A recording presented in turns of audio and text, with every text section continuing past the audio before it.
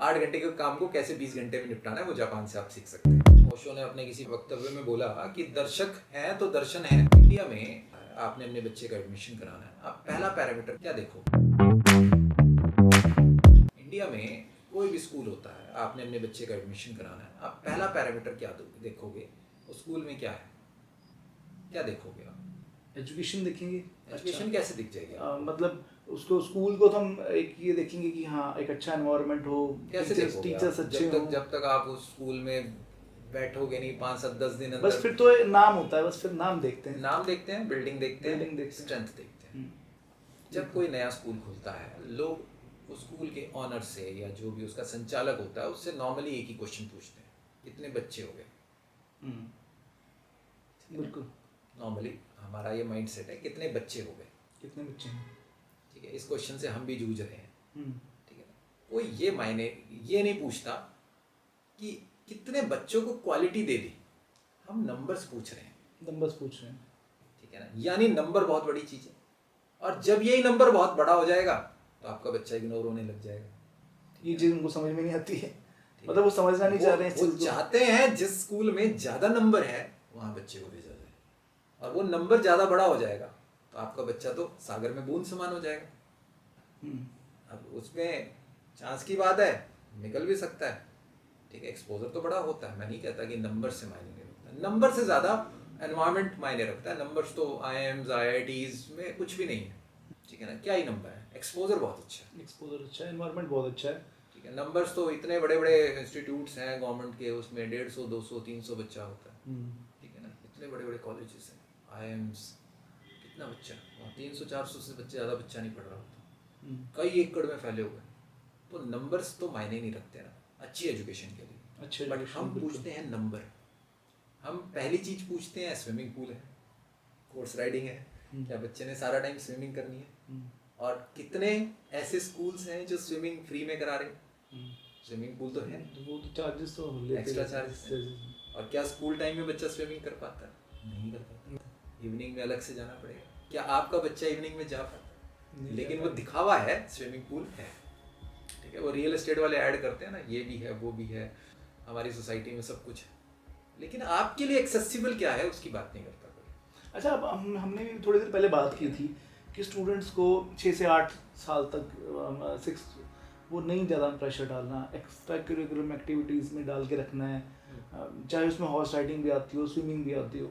तो कहीं ना कहीं फिर उनको ये ऐसी कुछ हमें मतलब कि स्कूल्स में ऐसा कुछ इम्प्लीमेंट करना पड़ेगा कि 70-30 का रेशो कर दिया जाए कि 70% जो है ना एक्स्ट्रा करिकुलम में रहेगा और 30% जो है स्टडी में। किया जा सकता है, एक अच्छा स्टेप हो सकता है। भाई मैंने बात करी ना कि आपके लिए एक्सेसिबल क्या चीजें हैं, क्योंकि अगर हर चीज का एक्स्ट्रा पैसा है, अगर हर चीज का एक्स्ट्रा पैसा है फिर तो वो आपके लिए एक्सेसिबल नहीं है चीजें। एक्सेसिबल नहीं। और दूसरी चीज ये है कि अगर पैसा भी है, चलो एक टाइम पे मनी को नहीं इंपॉर्टेंस देते कि चलो कोई बात नहीं, वैसे हर एक के लिए ऐसा पॉसिबल नहीं है, बट स्टिल जो 10-20% लोग हैं जिनके लिए money is not a big issue, तो वो क्या तो भी प्रॉब्लम है ना।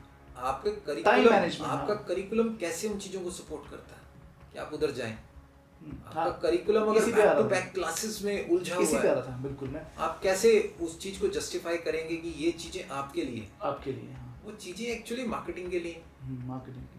तो मंशा पे तो ऑब्वियसली सी बात है कि बहुत सारे स्कूल्स जो ये कर रहे हैं, कहीं ना कहीं सवाल तो आता है, बट वो सवाल स्कूल पे नहीं आता। वही मैंने कहा कि दर्शन तभी है, दर्शक देखना चाहते हैं। अच्छा, ये भी एक बहुत अच्छा स्टेप हो सकता है ना कि फॉर एग्जांपल जैसे जो अगर मैं बात करूँ 6, 7 या 8 से नीचे जितनी भी क्लासेस हैं उनका एक अगर टाइम शेड्यूलिंग हो जाए। अब हॉर्स राइडिंग जो 7-8 साल की उम्र में सीख लेगा तो मे भी उसको आगे जाके नहीं सीखनी पड़ेगी, और वो ऑलरेडी सबकॉन्शियस माइंड में बैठने वाली चीजें हैं, इतना डेवलप हो जाएगा वो कि उसको ये छोटी एज में ही सीखी जा सकती हैं चीजें। बिल्कुल ठीक है ना, शीर्षासन जिसने बचपन में कर लिया तो वो बड़े होके कर सकता है, बड़े होके नहीं सीख सकता। बहुत सारी ऐसी चीजें हैं जो क्योंकि बॉडी की फ्लेक्सिबिलिटी खत्म हो जाती है, और वो दोबारा लाने के लिए आपको जितनी जद्दोजहद करनी पड़ेगी, इम्पॉसिबल। हाँ, मतलब चलो एक कोशिश अगर हम करें भी तो उस लेवल तक की हार्डवर्क आप कर नहीं पाओगे फिर उस एज के अंदर। वो फ्लेक्सिबिलिटी जिस दिन खत्म हो गई ना, उस दिन नहीं रिस्टोर नहीं होगी। देखो प्रॉब्लम तब है अगर दिमाग चलाना बंद कर दें। दिमाग तो हम चलवा रहे हैं, बट एक ऐसी दिशा में चलवाने की कोशिश कर रहे हैं जहां वो कुछ और सीखे। बिल्कुल वही बात आ जाती है, दर्शक अब थोड़ा दर्शक सा लेट अगर इन सब चीजों पर आए, कोई हम फायदा ये नहीं नहीं। कहते कि बिल्कुल ना, थोड़ा थोड़ा चल रहा है, नर्सरी LKG UKG में थोड़ा थोड़ा पढ़ता रहे बच्चा, पर प्रेशर लेना थोड़ा लेट शुरू करे तो चीजें बहुत आसान हो जाती हैं। हाँ वो तो चीजें जनरलाइज की जा सकती हैं कि लेकिन अगर छोटी एज में प्रेशर डाल दें, जो पढ़ रहे हैं बहुत अच्छी बात है, अपने इंटरेस्ट से पढ़ रहे हैं बहुत अच्छी बात है, थोड़ी हेल्प से पढ़ रहे हैं बहुत अच्छी बात है, जो नहीं पढ़ रहे उनको थोड़ा पढ़ाने की कोशिश करो, फिर भी नहीं पढ़ते एक पल के लिए छोड़ दो, कोई बात नहीं, स्कूल जा रहा है, लेट हिम बी रिलैक्स। 2 साल में 3 साल में अपने आप थोड़ी उसकी अंडरस्टैंडिंग बनेगी, उसको लगेगा अच्छा नहीं मुझे पढ़ना है, एक टाइम के बाद ऑटोमेटिकली उसका मन लगने लग जाएगा। रिलेशनशिप बिल्ड करें, ऐसा रिलेशनशिप बिल्ड करें कि उसको लगे कि मुझे टीचर के पास जाना है, मुझे स्कूल जाना, एक्साइटमेंट होनी चाहिए, मुझे यार स्कूल मुझे जाना कुछ है, कुछ वहाँ नया कुछ करना होगा। है, कुछ होगा, कुछ देखो गंदे से गंदा बच्चा भी जब स्कूल में कोई एक्टिविटी होती है ना, उस एक्टिविटी में कुछ सीख रहा होता है, सीख रहा होता है, और वो मेंटली भी होता है वहाँ पे, फिजिकली तो होते होते मेंटली ठीक है, उसमें होता है, कुछ ना कुछ तो सीख ही रहा होता है, ऐसा नहीं होता वो कुछ भी नहीं सीख रहा। पर अगर हम ब्लैक बोर्ड ही सिर्फ सफेद करने में लगे हैं ना, तो शायद वो कुछ भी नहीं सीख रहा। कुछ नहीं दिखता, क्योंकि कहीं ना उसकी जो इंटरेस्ट है, सबकॉन्शियस माइंड में चीजें तब जाएंगी जब आप की मल्टीपल सेंस ऑर्गन्स एक्टिवेट होंगे। क्या आपको कभी याद है, आप कभी कोई स्कूल का कोई लेक्चर याद है, उसकी किसी टीचर की बात याद है कि उसने ये क्वेश्चन पढ़ाया था और उसमें उसका मीनिंग ये बताया था?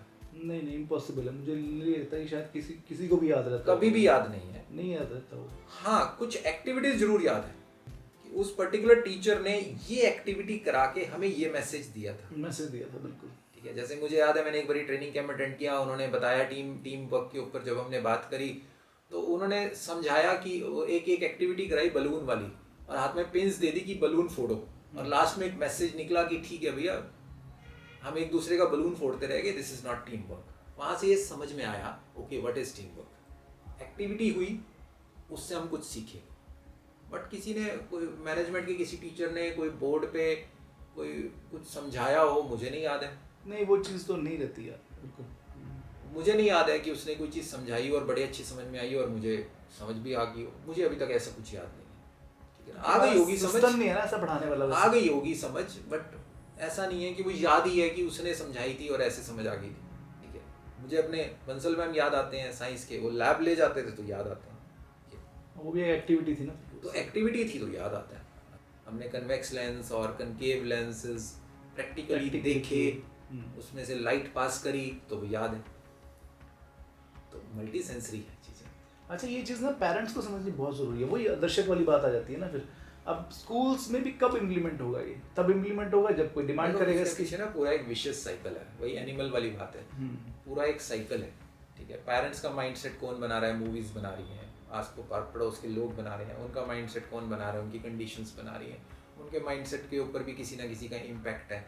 तो वो करते कराते तो अल्टीमेटली किसी वही को लोग रिस्पांसिबिलिटी हैं, लेनी उन्हीं पड़ेगी के ना ही इसकी। स्कूल्स हैं, फिर वही माइंडसेट स्कूल्स में है, वही स्कूल से माइंडसेट लोगों में है, तो वो एक साइकिल है। नहीं मतलब अब चेंज की रिस्पांसिबिलिटी तो किसी को लेनी पड़ेगी ना, तो I think government should take this responsibility. Government should take initiative, but कुछ पॉजिटिवली बहुत अच्छा नहीं दिखता है। गवर्नमेंट ने इनिशिएटिव तो लिया न्यू एजुकेशन पॉलिसी में, बट वो डाउन द लाइन अभी रूल्स की ही भरमार दिख रही है। मतलब कि डाउन द लाइन ये चीज़ नहीं क्लियर हो पा रही है हमें क्या कराना है। वहाँ रूल्स दिख रहे हैं और स्कूल्स वाले भी उन रूल्स पे खड़ा रहने की कोशिश कर रहे हैं कि उन रूल्स को बस इम्प्लीमेंट कर लें, हमारा काम कंप्लीट। हाँ मतलब कि हम जो है ना, अगर स्किलिंग की बात आएगी तो बस स्कूल वाले ये देखेंगे, अच्छा ठीक है भैया इतना करने से पर्पस सॉल्व हो गया। अभी जैसे बैगलेस डेज है, 1 वीक का बैगलेस डेज या 10 डेज का गवर्नमेंट ने बैगलेस डेज रखा है, ठीक है, इतने दिन बच्चा बैगलेस रहेगा पूरे से। अब स्कूल ना पल्ला झाड़ लेगा, 10 दिन बैगलेस हो गया, काम कंप्लीट। उसके मैसेज पर नहीं जाएगा कि बैगलेस डेज का मतलब क्या है। बैगलेस डेज का मतलब है कि बच्चे को बैग से बाहर निकालकर कुछ एक्स्ट्रा लर्न करने के लिए उसको अपील करना, ये बैग के बिना भी जिंदगी है और बहुत अच्छी जिंदगी है। हमारा मैसेज नहीं वहां पहुंच पा रहा, हम बस वो शिवलिंग की पूजा कर रहे हैं, उससे जो मैसेज निकल के आ रहा है ना वो नहीं ले रहे। हम मंदिरों में जा रहे हैं, मत्था टेक रहे हैं, हम सोच रहे हैं अपने अपने डर से इजाद पा लिया, लेकिन वहां से जो मैसेज निकल के आ रहा है, वो जो मंदिर हमें कुछ कह रहे हैं, वो मंत्र हमें कुछ कह रहे हैं, वो ध्वनियाँ हमें कुछ कह रही हैं, वो घंटी हमें कुछ कह रही है। अच्छा, घंटी से याद आया, एक बड़ी इंटरेस्टिंग बात है, एक बुक है माइंडफुलनेस फॉर टीचर्स, और माइंडफुलनेस फॉर टीचर्स ये पैट्रिका जेनिंग्स ने लिखी है, पैट्रिशिया जेनिंग्स ने। उसमें उन्होंने एक टॉपिक दिया है माइंडफुल लिसनिंग का। माइंडफुल लिसनिंग में वो क्या करते हैं, वो किसी बेल को या चाइम को क्लास में लेके आते हैं, जो वही घंटी जो मंदिरों में बजती है, हम उसको अंधविश्वास भी मान लेते हैं, ठीक है ना, वो वही बेल या चाइम क्लास में लेके आती हैं और उसको बजाती हैं, या वो कहती हैं कि टीचर को चाइम या बेल क्लास में ले जानी चाहिए और उसको बजाना चाहिए, और जब तक वो साउंड क्रिएट कर रही है टंग, तब तक बच्चा उसको आराम से बैठ के लिसन करे। उससे क्या होगा, माइंड पीसफुल हो जाएगा। ये माइंडफुलनेस की प्रैक्टिस है, कंसंट्रेशन। तो वो घंटी हमें कुछ कह रही है कि हमें कंसंट्रेट करना है, वापस आ जाओ, तो हम वो मीनिंग नहीं समझ रहे। कोई भी चीज है, हिंदू धर्म से रिलेटेड अगर कोई भी चीज है, आप एंशिएंट इंडियन कल्चर को देखें, कोई भी चीज है तो उसमें 90% चीजें लॉजिकल है, 10% हो सकता है क्योंकि वक्त बदल गया, विज्ञान बदल गया, चीजें बदल गई, परिस्थितियां बदल गई, पर 90% चीजें जो हम समझ नहीं पाए। ठीक है, नहीं मैं मानता हूँ हमेशा नॉलेज भी चेंज होती रहती है, कुछ भी परफेक्ट नहीं है, तो 90% ही कहना ठीक रहेगा, 10% गलत है, गलत होंगी, ठीक है, बट 90% बहुत बड़ा अमाउंट। तो वो प्रैक्टिस पैट्रिशिया जेनिंग्स ने अपनी बुक में लिखी है कि टीचर को माइंडफुल बच्चे को बनाने के लिए माइंडफुल लिसनिंग की हैबिट डालनी चाहिए, और जिसके लिए आपको एक चाइम या बेल क्लास में लेकर जानी है और उसको बीट करना है, और जब तक वो चाइम बज रहा है आपको आराम से उसको सुनना है, ठीक है, आपका मन शांत हो जाएगा, ठीक है, ये माइंडफुल लिसनिंग है। इसके अलावा वो कहती है माइंडफुल वॉकिंग, ठीक है, माइंडफुल वॉकिंग यानी जब आपने बच्चों को स्कूल से बाहर ले जाना है ओपन एरिया में कहीं, और वहाँ कहना है कि अब चलो, लाइन में चलो, शांत होके बिल्कुल चुपचाप चलो, और चलते हुए अपने आप को ऑब्जर्व करो कि आप चल कैसे रहे हैं, आप अपने फिट पे देखें प्रेशर कैसे पड़ रहा है, ठीक है, कैसे आपकी एंकल पे प्रेशर आ रहा है, कैसे आपके टो पे प्रेशर आ रहा है, आप हर अपनी बोन को फील करें और उस प्रेशर को महसूस करें, और देखें कि आपकी बॉडी कैसे चल रही है, ठीक है, और आराम से चलते हुए अपने आप को ऑब्जर्व करें, बस आप चल रहे हैं तो कैसे चल रहे हैं, ये माइंडफुल वॉकिंग है, ठीक है। दो बड़ी इंपॉर्टेंट माइंडफुल टेक्निक्स उन्होंने अपनी बुक में लिखी, स्टूडेंट्स के लिए बहुत इंपॉर्टेंट है, माइंडफुलनेस फॉर टीचर्स में। तो ये चीज़ें कहाँ से आ रही हैं, ये कहीं ना कहीं हमारे एंशिएंट इंडिया में ये सब चीज़ें रही हैं, ठीक है, मेडिटेशन का पार्ट है। जब मेडिटेशन में कहा जाता है अपनी सांस पे ध्यान दो, अपनी बॉडी पे ध्यान दो, ठीक है, देखो सांस कैसे अंदर जा रही है, ठीक है, ये सब साइंस है, विज्ञान है, बट हम उन चीज़ों को भूल के हम जो रियल एसेंस है ना उसको नहीं लेने की कोशिश कर रहे हैं, रियल एसेंस से हम छूट जाते हैं, और रियल एसेंस अगर कोई देना भी चाहे तो फिर हमें वो टाइम वेस्टिंग लगता है, उसको टाइम वेस्टिंग लगता है, ये समझा जाता है कि सिलेबस से आउट जा रहे हैं, सिलेबस नहीं करा रहे हैं, बहुत सारी चैलेंजेस आते हैं अगर कोई स्कूल कुछ अच्छा करने की कोशिश करता है। अच्छा, मैंने एक चीज़ देखी, कई स्कूल्स में ना कल्चर है वो होमवर्क कम देते हैं, वो क्लास वर्क कम करवाते हैं, बट वही अगेन मतलब कि ना वो फिर रूल्स के ऊपर स्टिक होने वाली बात होगी। होमवर्क कम देना और क्लासरूम में कम काम करवाना, या क्लासरूम में ही काम करवाना, होमवर्क देना ही नहीं है, तो कहीं ना कहीं ये भी अब जो टाइम घर पे मतलब उन्होंने जो क्लासरूम में यूटिलाइज करवा दिया टाइम, वो टाइम अब घर पे वो एनवायरनमेंट नहीं मिलता बच्चे को कि वो कुछ एक्स्ट्रा करिकुलम कुछ कर ले, कुछ सीख ले। तो ये मुझे लग रहा है कि शायद थोड़ा सा उल्टा होना चाहिए था, कि थोड़ा सा पेरेंट्स के लिए छोड़ देना चाहिए था कि भाई ये 30% काम जो है ना ये आप ये कुछ दे दिया घर पे कि ये आप करवा लेना, या मे बी ना भी दो, अगर घर पे अगर देने में प्रॉब्लम है तो ना भी दिया जाए, बट जो काम कम करवाने वाला जो पर्पस है उसमें जो टाइम बचा है वो सही यूटिलाइज नहीं हुआ फिर अभी, क्योंकि अभी तो कोई इतना डीप वो नहीं कर रहा ना, स्टूडेंट्स के ऊपर काम नहीं कर रहा कि भाई हम इनको कम काम करवा रहे हैं, तो एक्स्ट्रा उस काम को कंपनसेट करने के लिए, उस टाइम को फुलफिल करने के लिए हम एक्स्ट्रा कुछ नहीं करवा रहे। अगेन मुझे फिनलैंड जाना पड़ेगा, आपके सब सवालों के जवाब हमें फिनलैंड से मिलेंगे, ठीक है, वो बाई चांस की बात है कि हम घूम फिर के वहीं आ जाते हैं, क्योंकि वो एक ऐसा कंट्री है जहाँ से आप बहुत कुछ सीख सकते हैं। मेरा तो वो आज की डेट में फेवरेट कंट्री हो गया है, जिस हिसाब से वहाँ का कल्चर है, वहाँ के लोग हैं। देखो यहाँ आती है वेलबींग की बात, ठीक है। पहली बात, एक मिथ है कि फिनलैंड में होमवर्क नहीं मिलता, एक मिथ है, फिनलैंड में होमवर्क मिलता है। बहुत लोग बोलते हैं आपको यूट्यूब पे या अलग अलग उसमें कहते हैं मिलेंगे कि फिनलैंड में होमवर्क नहीं मिलता, वहाँ मिलता है होमवर्क, बट बहुत कम मिलता है, बहुत कम मिलता है। ठीक है। वो ऐसा मिलता है कि घर जाके बच्चा जस्ट कनेक्ट हो जाए, कनेक्ट रहे, डिस्कनेक्ट ना रहे। स्टूडेंट के वेलबींग पर बहुत ज़्यादा फोकस है। वेलबींग यानी उसका हर तरह से विकास हो जाए, ठीक है, उसका एकेडमिक्स भी, उसका फिजिकल भी।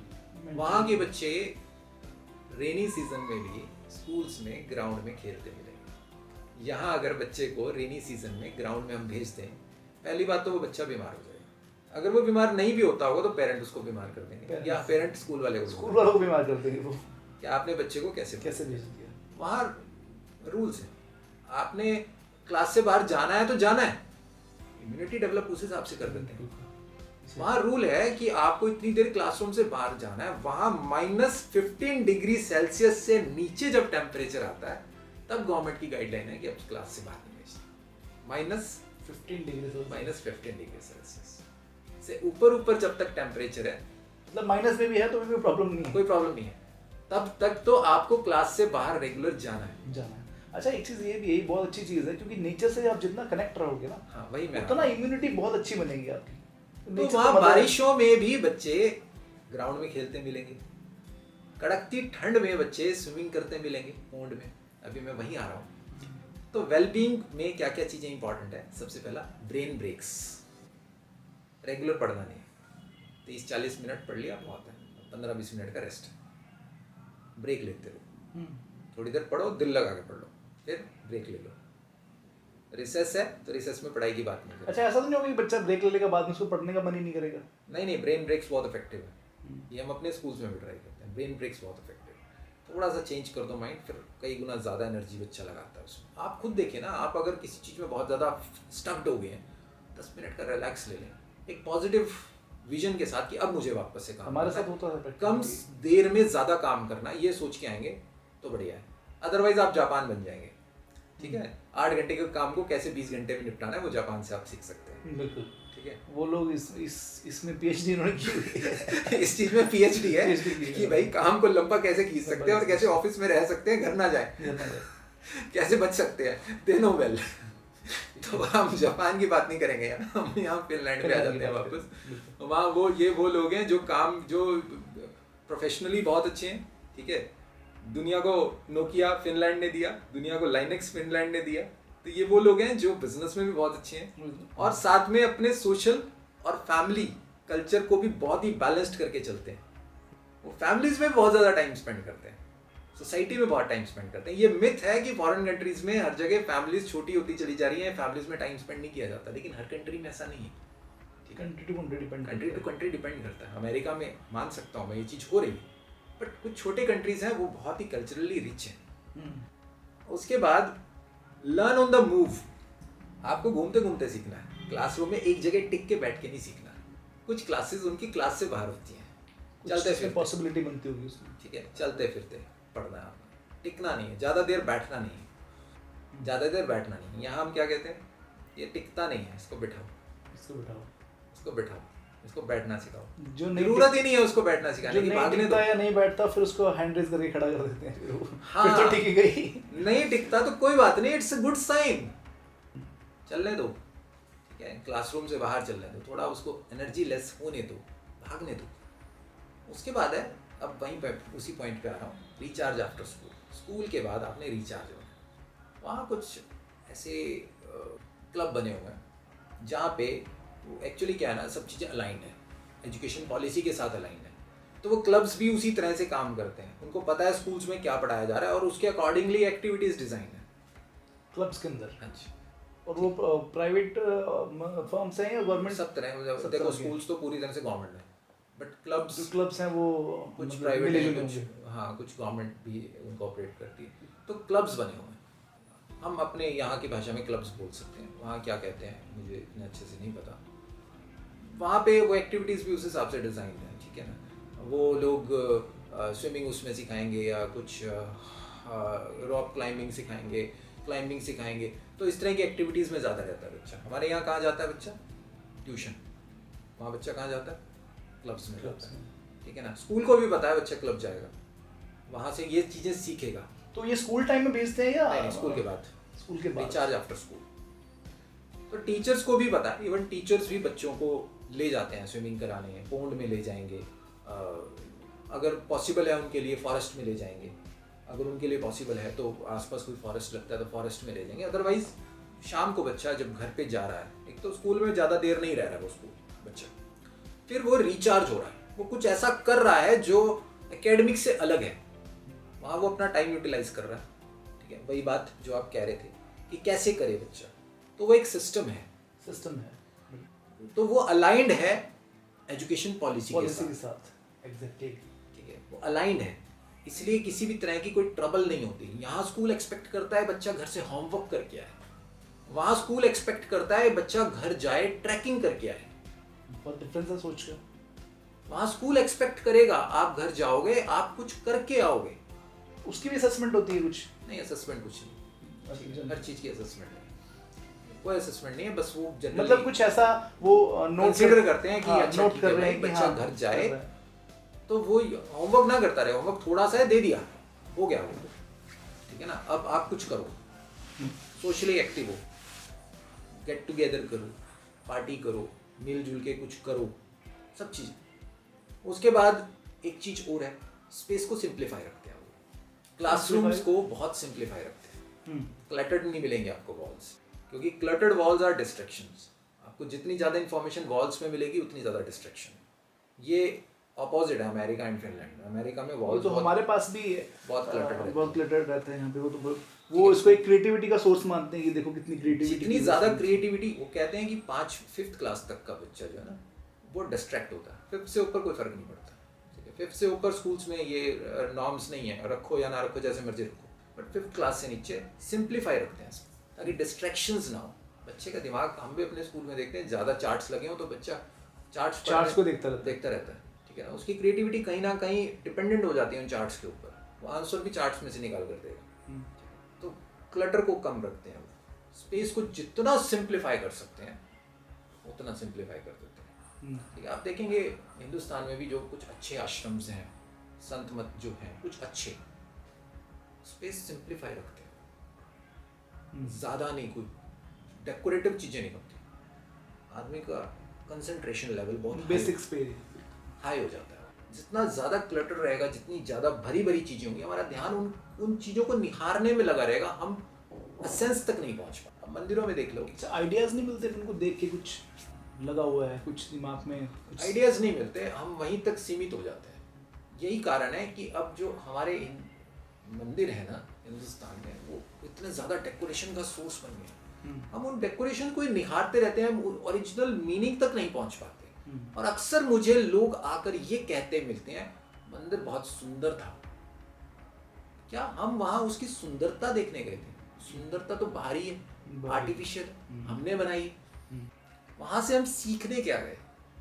अच्छा, ये माहौल नहीं अच्छा बनता इन चीज़ों से, जैसे एक अच्छा डेकोरेटिव किया हुआ है और सब कुछ मतलब बड़ा ऑर्गेनाइज्ड है, तो मन लगता है जाके बैठने का मन करता है। डेकोरेटिव में फर्क है। हाँ, मतलब चलो डेकोरेटिव के ऊपर भी अगर आते हैं तो मन लगता है, वहाँ बैठने का मन करता है, कुछ जरूरी भी नहीं है। नहीं, देखो बैठने का मन तो लगता है, एडिक्शन होगी ना, वो आपको अच्छा लग रहा है, बट वहाँ से लर्निंग आउटकम्स क्या आ रहे हैं, मैं ये उसकी बात कर रहा हूँ। आपको जितनी खूबसूरत चीज़ें दिखेंगी उतना आपका मन तो लगेगा, मैं मान गया।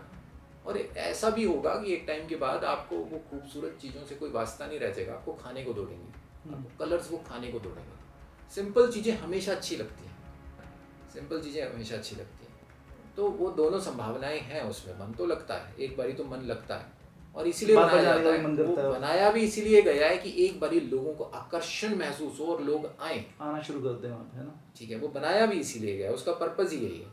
बट वो आए, कुछ सीखें, वो भी तो अगला पर्पस है। सिर्फ देख के ना आ जाना कि बहुत अच्छे फूल लगे हुए हैं। सिखाने के लिए हम कुछ नहीं कर रहे, ठीक है ना। ओशो क्या करते थे, जब अमेरिका में उन्होंने आश्रम खोला तो उन्होंने बियर बांटनी शुरू कर दी कि लोग आए।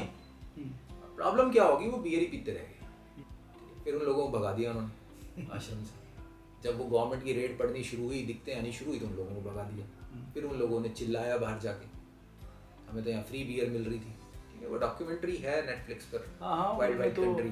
बहुत अच्छे एक्सपेरिमेंट्स किए हैं उन्होंने। तो सेक्स को भी इतना ज़्यादा उन्होंने बोला था कि जितना कॉमन रहेगा उतनी अट्रैक्शन कम हो जाएगी, अट्रैक्शन कम हो जाएगी, ठीक है। तो वो बहुत अच्छे कुछ तो बहुत ही experiments ज़्यादा रिसर्च बेस्ड पर्सन थे, उन्होंने एटलीस्ट ट्राई की बहुत सारी चीज़ें, हम्म, ठीक है। कुछ अच्छी साबित हुई, कुछ खराब हुई, कुछ चीज़ें आज भी लोगों का मार्गदर्शन करती हैं, बिल्कुल। बहुत चीज़ें हैं, ठीक है। Like be comfortable with your body, आप जैसे हैं अच्छे हैं, ये बहुत चीज़ें आदमी को एक दिशा देती हैं। नहीं, लॉजिक्स के मामले में तो उस आदमी से ऊपर मैंने कोई देखा नहीं आज तक अपनी उस लाइफ में। तो सिंप्लीफाई द स्पेस, जितना सिंप्लीफाई रखेंगे उतना लर्निंग अच्छा होगा। मन लगे ना लगे वो सब अलग चीज़ें हो जाती हैं। अल्टीमेटली Addictions गोल हैं। तो सीखना ही है, ठीक है ना। स्कूल में हम लर्निंग के लिए आ रहे हैं। अच्छा, फिर एक चीज़ और मैं बता रहा हूँ ना आपको कि 5वीं क्लास तक, 5th क्लास तक का बच्चा डिस्ट्रैक्ट होगा, उससे ऊपर वाला बंदा जरूरी नहीं है डिस्ट्रैक्ट हो जाएगा, हो भी सकता है, नहीं भी हो सकता, हो सकता है उसको कोई फर्क ही ना पड़े, हो सकता है उसको रंग खाने को तोड़े, और हो सकता है वो बहुत ज़्यादा अट्रैक्शन बन जाए, कुछ भी हो सकता है। फिर एक और बड़ी इंपॉर्टेंट चीज़ वहाँ रहती है, ब्रीथ फ्रेश एयर। आपको नॉर्मली हर क्लासरूम में बच्चे विंडो ओपन करे मिलेंगे और बाहर देखते मिलेंगे और फ्रेश एयर लेते मिलेंगे। इवन चिलिंग विंटर्स में भी window open and air is coming. उनको हैबिट ही नहीं है घुटन में रहने की। हमारे यहाँ तो स्कूल में परमिशन लेनी पड़ती है ना। बिल्कुल। वो यहाँ खैर रीजन भी है, बिकॉज पॉल्यूशन इतना ज़्यादा है, फ्रेश एयर नहीं है, पॉल्यूशन भी बहुत लेकिन है, कुछ डस्ट बहुत है, ठीक है। तो देखो हर चीज़ हम यहाँ नहीं इम्प्लीमेंट कर सकते, यहाँ की परिस्थितियाँ बहुत अलग हैं, बहुत अलग है, यूरोप से बहुत अलग है, बहुत ज़्यादा अलग है। हमारा एनवायरनमेंट, हमारा कल्चर, हमारी सोसाइटी, हमारी सोच, हर चीज़ अलग है। और एजुकेशन का पर्पस होता है बच्चे को हर चीज़ में कंफर्टेबल करना, ना कि उसको रिबेलियस बना देना कि आप लड़ो नहीं, ये तो अच्छा है ही नहीं, इंडिया में तो कुछ नहीं है। ये काम एजुकेशन का नहीं है कि हम बच्चे को ये सिखा दें कि नहीं नहीं इंडिया में कुछ नहीं है। हमारा काम है कि बच्चों को ये सिखाएं कि इंडिया में रहना है तो आपको ऐसे रहना है, आप कैसे यहाँ एडजस्ट हो सकते हैं, कैसे अडेप्ट कर सकते हैं, हाँ, जो परिस्थितियाँ हैं आप यहाँ कैसे कंफर्टेबल, उसके साथ कैसे बच्चे कंफर्टेबल को हर सिचुएशन में कंफर्टेबल करना, ये काम एजुकेशन का होना चाहिए। ये नहीं कि एक चीज़ के प्रति रिबेलियस कर दिया और दूसरे के प्रति अट्रैक्टेड कर दिया। एक बैलेंस्ड अप्रोच डेवलप करना बड़ा जरूरी है। इंडिया में रहे तो इंडिया के संस्कारों के हिसाब से रहे, वहाँ जाए तो वहाँ के हिसाब से नो रहे। कि यहाँ पे कैसे रहना है और वहाँ पे कैसे ठीक रहना है, है। हर जगह के अपने Difference अलग पता होना वैल्यूज चाहिए। हैं, अलग संस्कार हैं, और उनके पीछे के कारण अपने हैं। इसी पॉइंट के ऊपर एक चीज़ ये है कि क्या वो जो जिस चीज़ के हम बारे में बात कर रहे हैं, MTSS के बारे में बात कर रहे हैं, एजुकेशन पॉलिसी की, तो वो यहाँ पे 100% इम्प्लीमेंट नहीं, 100% नहीं इम्प्लीमेंट हो सकता, with adjustments, with adaptations implement करना ही अच्छा है। एज इट इज कोई भी मॉडल आप अच्छा, जिस apply जिस कर देंगे। कल्चर की हम बात कर रहे हैं कि जैसे एक्स्ट्रा करिकुलम एक्टिविटीज़ हैं और ये जो मेंटल हेल्थ के ऊपर काम करना, फिजिकल हेल्थ के ऊपर काम करना, ये तो मतलब बिल्कुल पॉसिबल, वही बहुत मैं कह अच्छे रहा हूँ ना, एक्सपेक्टेशंस तो वही रहेंगी, एक्सपेक्टेशंस वही रहेंगी, नियम अलग अलग हो जाएंगे, ठीक है ना। एक्सपेक्टेशंस वही रहेंगी। एक्सपेक्टेशंस यही हैं कि महिलाओं की इज्जत होनी चाहिए, एक सभ्य समाज होना चाहिए, ठीक है। हिंदुस्तान कहता है नहीं, पूरे कपड़े पहना के वो रिस्पेक्ट बनेगी, ठीक है। यूरोप कहता है नहीं, इक्वल राइट्स, मतलब equal, when man can wear knickers, women also can wear knickers, या when man can remain in underwear, women also can remain in underwear, ठीक है। तो वो कहते हैं वी आर इक्वल। एक्सपेक्टेशंस अगर सही ढंग से आप फॉलो कर रहे हैं तो दोनों ही कल्चर बुरे नहीं हैं। वो लोग भी बहुत अच्छे रह रहे हैं, हम भी बहुत अच्छे रह रहे हैं, लेकिन जब हमारा गोल खराब हो जाता है ना, हमारी मंशा खराब हो जाती है, हम जबरदस्ती किसी को दबाने के लिए कुछ करते हैं, हम महिलाओं को दबाने के लिए या पुरुषों को दबाने के लिए अगर कोई काम किया जाएगा, पर्पस अच्छा नहीं है, अगर पीछे का बैकग्राउंड पर्पस अगर अच्छा नहीं है तो वो डिजास्टर है। अगर पर्पस अच्छा है तो कोई प्रॉब्लम नहीं किसी भी कल्चर में। हम यहाँ महिलाओं को शक्ति रूपा, देवी और ये सब चीज़ें मानते हैं, क्यों? उसका पर्पस क्या है? एक रिस्पेक्ट बिल्ड करने के लिए। बट क्या वो रिस्पेक्ट कुछ जगह होती भी है, मैं कहूँ कि नहीं होती, कुछ जगह होती भी है, लेकिन कुछ लोगों का पर्पस हो जाता है, इनके तो कुछ पल्ले ही नहीं है, महिलाएं तो कुछ कर नहीं सकती, एक सोच खराब पैदा हो जाती है, ठीक है। माइजोजेनिस्ट बहुत सारे पैदा हो जाते हैं, वो कहते हैं कि नहीं इनके बस का तो है ही नहीं, it's none of your business, तुम तो कर ही नहीं सकते, तुम तो ड्राइविंग नहीं कर सकते, तुम ये नहीं कर सकते, तुम वो नहीं कर सकते। फिर वहाँ स्टार्ट होता है अच्छा नहीं, तुम्हें तो पूरे कपड़ों में रहना, तुमने जीन्स पहन ली तो क्यों पहन ली, तुमने स्कर्ट पहन ली तो क्यों पहन ली, क्यों पहन ली। अभी कल की बात है, एक फेसबुक पे पोस्ट चल रहा था, उसमें 2 लड़कियां खड़ी की हुई हैं स्कूल की, एक ने स्कर्ट पहनी हुई है और एक ने सलवार कमीज पहनी हुई है, और उसका टाइटल था कि इन दोनों में से आप किस यूनिफॉर्म को अच्छा मानते हैं या होनी चाहिए। ठीक है, अब आप बताएं लोगों ने किस पे ज़्यादा कमेंट किया होगा। सलवार कमीज पे किया हुआ है। ठीक है, वो एक माइंडसेट है। सब ने A to Z सब लोगों ने सलवार कमीज को प्रेफर किया होगा। तो क्यों नहीं भेजते हो भाई सलवार कमीज वाले स्कूल में, फिर भेज दो। फिर ये जो स्कूल जो स्कर्ट्स लगा रहे हैं, अगर दर्शक हैं तभी तो स्कर्ट्स लग रही हैं, दर्शन कहाँ से पैदा हुआ, ऐसे कैसे हो गया। तो वहीं पे मैंने कमेंट किया कि भैया सोच, मेरा भी कमेंट था उसमें, मैंने कहा भैया अपनी सोच बदल लो, दोनों ठीक है, जो मर्जी ले लो, कुछ नहीं होना है इनसे, ये सब इनकॉन्सिक्वेंशियल हैं चीज़ें, इनसे कोई प्रभाव नहीं पड़ना, सिर्फ अपनी सोच बदलो। तो माइंडसेट बहुत मायने रखता है। तो वही फिनलैंड की बात हम कर रहे थे कि अब वहाँ पे फ्रेश एयर को बहुत ज़्यादा इंपॉर्टेंस वो देते हैं, गेटिंग इनटू द वाइल्ड को बहुत इंपॉर्टेंस देते हैं। ट्रैकिंग पे जाना ही जाना बड़ा इंपॉर्टेंट है लोगों के लिए, पहाड़ों पे चढ़ना, ट्रैकिंग पे जाना, नेचर को लव करना, नेचर के साथ रहना। नेचर के साथ तो बिल्कुल ठीक है, ऑब्वियसली बात तो वो लोग वाइल्ड में जाने को बहुत ज़्यादा प्रेफर करते हैं और पीस को मेंटेन करना, keeping the peace, environment peaceful होना चाहिए, शोर शराबा ना होता था, उनको पसंद नहीं। अब ये चीज़ कई बार उल्टी लगती है हमें कि भाई स्कूल्स में अगर पीस है तो टीचर पढ़ाएगा कैसे, टीचर को पूरी एनर्जी लगानी पड़ती है, बच्चे आपस में डिस्कशन नहीं करेंगे, पीस जहाँ होगी वहाँ डिस्कशन नहीं करेंगे। ठीक है, कैसे होगी डिस्कशंस, तो फिर वहाँ बात आती है कि पीस रखो बट थोड़ा बैलेंस बनाओ, ये नहीं कि डिस्कशंस ही करते रह जाओ, अब वो अल्टीमेटली और ये नहीं कि पीस में ही रह जाओ, थोड़ा मिक्स करो उसको, पीस ज़्यादा रखो, अपने अंदर ज़्यादा देखो और डिस्कशन करो, हेल्दी डिस्कशंस करो, कुछ क्रिएट करो। ठीक है ना, because America on the other side ये मानता है कि डिस्कशंस ज़्यादा होनी चाहिए। क्लासरूम में कल्चर ही ऐसा बना के रखते हैं, टीचर पूरी एनर्जी के साथ आता है, पूरा पढ़ के अच्छे से अच्छे से तैयारी करके, रट के तो नहीं मैं कहूँगा, अच्छे से तैयारी करके आता है, वो एनर्जी के साथ आता है। तो वो जब तैयारी के साथ आता है तो वो पीस तो नहीं रहती, हलचल बहुत ज़्यादा होती है। अब दोनों में बैलेंस बनाना जरूरी है।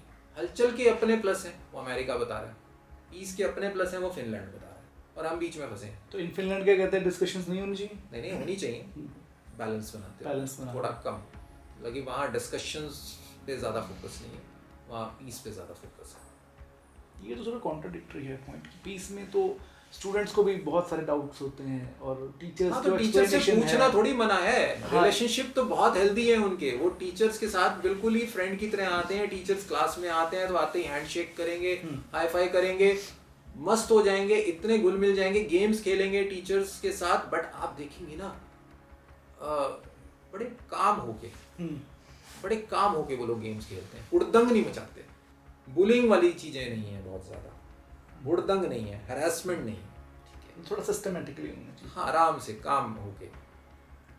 तो इसके लिए ना उन्होंने एक नॉइस मीटर भी बनाया हुआ है कि इससे ज़्यादा नॉइस नहीं हमें चाहिए, इतने डेसिबल पे एक उन्होंने बनाया हुआ है कि भाई इससे ये हमारा सेट स्टैंडर्ड है, इतना ही नॉइस चाहिए, इससे ज़्यादा नॉइस होने लगे तो काम हो जाओ, डिस्कशन भी एक थोड़ा साउंड को मेंटेन करके, वो वाली ना हो जाए जो हमारे यहाँ टीवी पे डिबेट चलती है कि चीखने वाली, चीखने चिल्लाने वाली, जैसे हम कर रहे हैं आराम से। वो डिबेट्स नहीं होती, वो अपना पॉइंट को प्रूव करने की कोशिश होती है जबरदस्ती, तो वो नॉइस मीटर को फॉलो करते हैं। अच्छा, इससे ज़्यादा नॉइस हो रही है, नहीं अब नहीं। जब आप डीप डाइव करेंगे तो आपको लगेगा कि अभी तो और ज़्यादा सीखने की ज़रूरत है, और ज़्यादा बच्चों को देने की ज़रूरत है, और ज़्यादा इम्प्लीमेंट करने की ज़रूरत है। ठीक है, बट प्रॉब्लम वही है ना कि हमारे यहाँ का जो डेली रूटीन है वो ऐसा है कि हम इतना टाइम नहीं निकाल पाते डीप डाइव करने के लिए। इंडिया का जो लाइफस्टाइल है, जो डेली रूटीन है ना, वो बहुत ख़राब है, इतनी भागदौड़ है।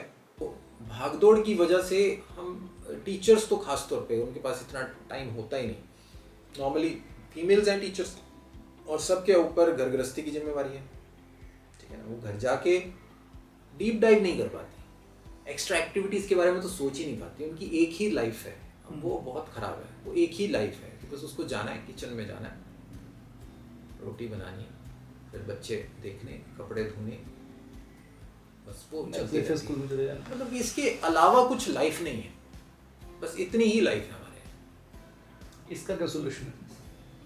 इसका सॉल्यूशन तो माइंड सेट है, एक पॉजिटिव थॉट आप लेकर आए। मतलब घर वालों की भी सपोर्ट चाहिए फिर उसमें।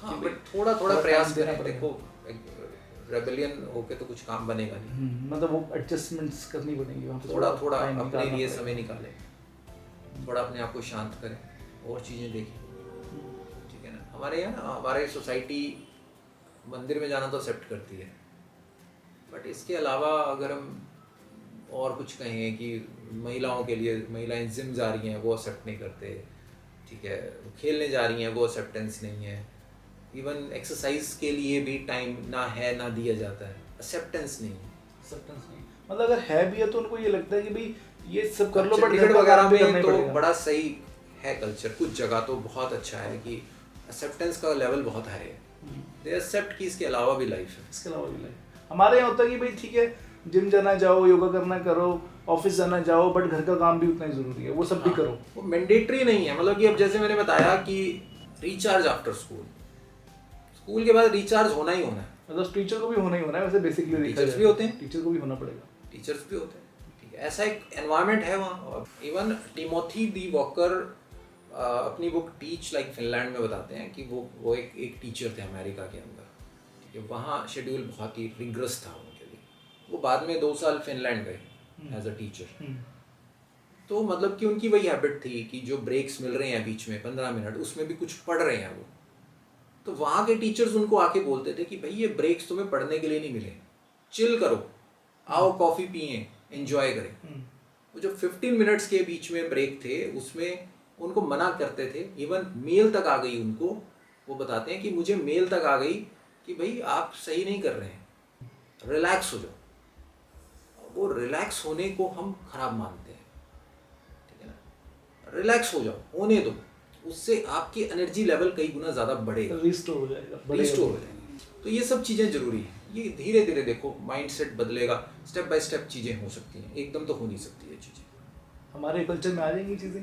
देखो हम लोग भी इसीलिए ये पॉडकास्ट कर रहे हैं, एक पॉजिटिव मैसेज देने के लिए। पेरेंट्स को भी मैसेज जाए, स्टूडेंट्स को भी जाए, टीचर्स को भी जाए, प्रिंसिपल्स को भी जाए। हम पॉडकास्ट भी तो इसीलिए कर रहे हैं, एक मैसेज देने के लिए कि क्या चीज़ें होनी चाहिए, जो चीज़ें खराब हैं। अब चीज़ें बदलनी हम पड़ेंगी। यहाँ कहीं पर भी अपनी कोई एडवर्टीजमेंट या मार्केटिंग करने के लिए पॉडकास्ट नहीं कर रहे। हमारा पर्पस साफ है कि अच्छी एजुकेशन लोगों तक पहुँचे, क्या होना चाहिए, क्या हो रहा है। एजुकेशन का सही मायने में मतलब भी समझ में आना चाहिए। एग्जैक्टली, ठीक है ना। अब एजुकेशन से मतलब सिर्फ मार्क्स का नहीं है, ये हमें मानना पड़ेगा बिल्कुल। कि एजुकेशन का मतलब है आपको सोशल एजुकेशन भी होनी चाहिए, आपको मेंटल एजुकेशन भी होनी चाहिए, आपको फिजिकल एजुकेशन भी होनी चाहिए, आपको सारा मतलब सोसाइटी के अंदर रहने के लिए वेलबींग के अंदर सब कुछ आ जाता है। कुछ जब आ हम जाता है। वेलबींग की बात करते हैं तो वेलबींग में सब कुछ है, सब कुछ आ जाता है। उसमें कोई आपसे सिर्फ मार्क्स नहीं पूछेगा, आप कितने मैनर्ड हो, आप कितने अच्छे अपने खुद की लाइफ में कितना अच्छे हो, कितना अच्छे से जी रहे हो अपने लाइफ को, दैट इज एजुकेशन।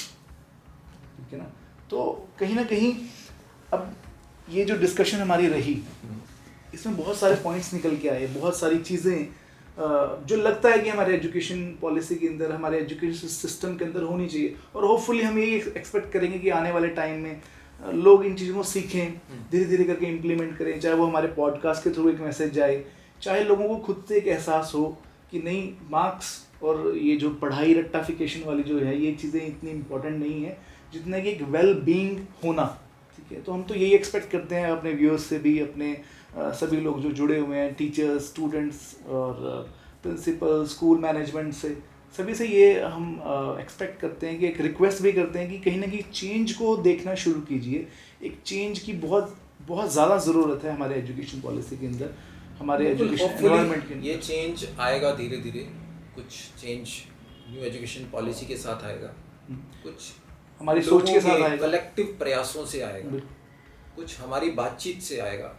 तो उम्मीद करते हैं कि आने वाले टाइम में हम कुछ ऐसी और भी जो हमारे जैसे लोग हैं जो किसी न किसी माध्यम से एजुकेशन सिस्टम के साथ जुड़े हुए हैं, वो लोग भी इम्प्लीमेंट करने की कोशिश करेंगे अपनी अपनी जगह पे इतना, क्योंकि बूंद बूंद से ही घड़ा भरता है। ठीक है। जैसे जैसे एक एक आदमी की सोच बदलेगी, वो कहीं ना कहीं इस चीज़ की इंपॉर्टेंस को समझेगा, तो 4 लोगों को और बताएगा, तो ये चीज़ें वो तो होता है, वो होगा। तो आज के डिस्कशन में मज़ा आ गया, बहुत सारी चीज़ें इतनी अच्छी निकली कि वो प्रैक्टिकल बहुत सारी चीज़ें निकली जो हम एक्चुअल में भी अपनी लाइफ के अंदर इम्प्लीमेंट कर सकते हैं, और स्कूल्स जो हैं अपने स्टूडेंट्स के लिए इम्प्लीमेंट उसको कर सकते हैं। हमने सीखा स्टूडेंट्स की वेलबींग के बारे में, हमने देखा स्टूडेंट्स की बिहेवियरल चेंजेस के बारे में, कैसे चेंजेस आते हैं, कैसे हम उनको स्टडी करते हैं। तो बहुत ही हेल्दी डिस्कशन रहा। तो इसी के साथ ही हम आज का पॉडकास्ट तो क्लोज कर रहे हैं, बट बहुत जल्दी मिलेंगे एक नए एक्साइटेड पॉडकास्ट के साथ। टिल देन आप जुड़े रहिए हमारे साथ, चैनल को सब्सक्राइब कीजिए, वीडियो को ज़्यादा से ज़्यादा शेयर एंड लाइक कीजिए, और हमेशा की तरह मैं आपको फिर से ये बोलना चाहूँगा कि अपनी क्वेरीज और सजेशंस कमेंट बॉक्स में ज़रूर डालिए। इसी के साथ थैंक यू, गुड बाय।